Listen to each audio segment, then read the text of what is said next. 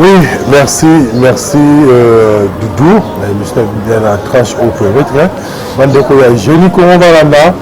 J'espère la fois passée, tu as parlé du Kamuyachou, bien que tu sais qu'il y a juste une introduction compte tenu de ta émission. Si la guité saute,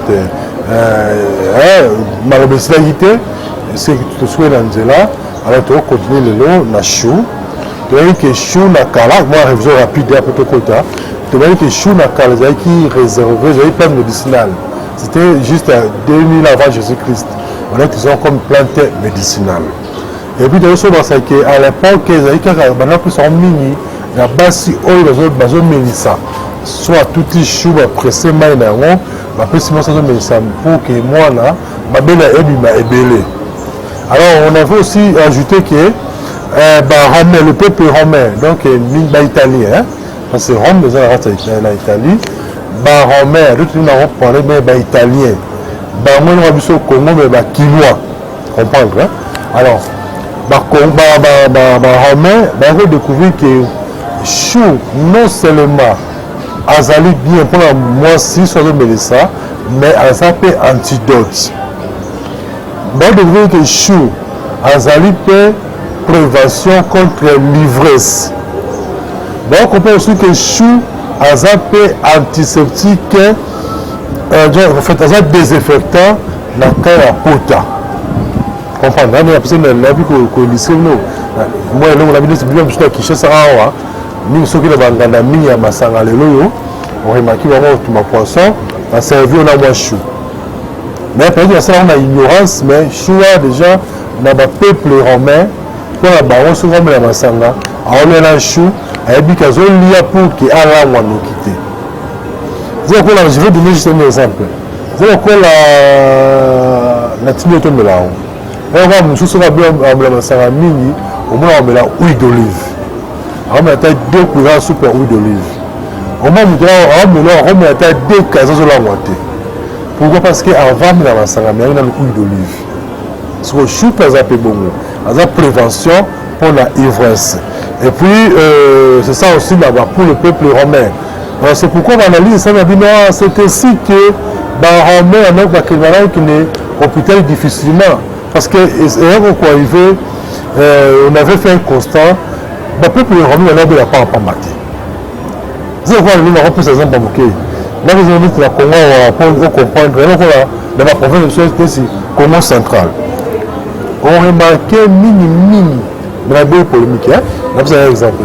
Mini, Tandu, Bambata, mon ami a raison, Bambata, Besingombi. Maintenant, on a 100 ans, on a 102 ans. Vous avez 90 ans, vous avez réfléchi bien à la bien. C'est par rapport à l'alimentation, non? Alors maintenant, c'est pourquoi on a une analyse. On avait dit maintenant qu'on découvre l'aliment pour permettre de base à la une longue vue. Nous sommes dans la conférence, moi, j'ai un bon mot. On a décollé. Naba Kasaye, Naba Congo, Balani va mina okili. Voilà mon accord église Peignola, pas pasteur wala mutchenga malachi. Dans cette conférence, moi kuna thème zaki alimentation et les plantes appropriées pour être viril dans mon foyer. Donc yaki et là qu'on ni nous liaka, on va couple, on liaka, on va zalaka, papa zalabo. Pikiriki Bobokumu Wanjoto. Alors, tant que une conférence sur l'église pasteur Wallo, Moutiera Malachi, dans l'église Péniel, la présidente a appelé question. Naba Congo, Naba Kasayen, Bana Omela Mingi, l'église Omeka, Bakongo Omela Mingi.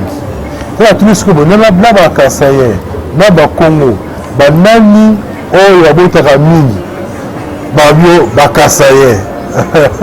On se passe à tel tout ce qui.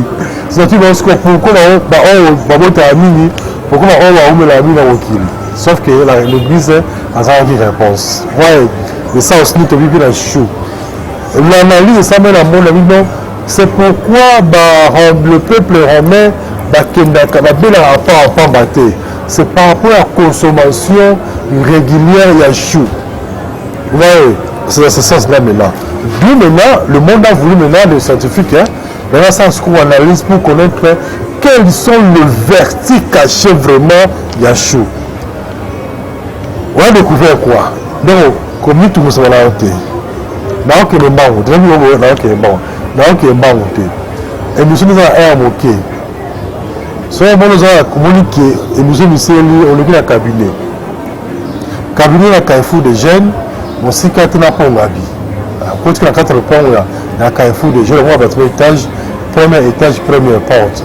Donc on a un livre à comment, on va livre, vous avez découvert une vie saine, livre par la caca, bah billet où nous lia, bah plein de nouveaux selles pour eux sur les maladies pour déranger. On a la première hernie, la première stérilité, la première trouble sexuelle, la première hémorroïde, la première bébé. On m'a dit que tout le monde livre à comment ils allaient. Comment peut vivre sous ces alliés, comment on peut traiter les maladies de la tête et des voies respiratoires. On a diabète, on a hypertension, on a hypotension, on a problème de liboma, tout. C'est juste comment on appelle ça. On est dans le cabinet, ne t'en faites pas. Mais nous avons retenu. 081 81 14 3 6 5. 081 81 14 3 6 5. Ou bien 089 62 68 038. 089 62 68 038. On a au combien de grâce après pour y aller à la cabinet sur le livre sortait on doit nayo parce que c'est un petit alors maintenant on a voulu découvrir maintenant ma vertu cachée à Yachou et comment il a été chou azar vitamine A, azar vitamine B1, azar vitamine B2, azar vitamine C et puis chou aussi azar aussi très efficace contre la maladie à tension, azar très efficace contre la maladie à voie respiratoire. Vous voyez? Alors on a aussi découvert que chou, toujours chou, elle est bien, en fait, elle a bien pour éliminer la toxine de la foie. Vous savez, d'ailleurs, on a expliqué ce soir, c'est vraiment des études, on a vraiment remarqué que chou est bénéfique beaucoup plus pour la maladie d'estomac et puis pour les asthmatiques. Quand on parle de toxines à foie, je vous dis juste un exemple à moquer. Est-ce quoi à mon tour, tout le monde est là, il y a la maladie. Oh, ça va aller, tu as dit quoi, ça va aller vite. Mais, on a maladie là, tout ce qui est maladie, des steps sont bloqués, et il doit quand même 80 qui n'a alimenter cœur.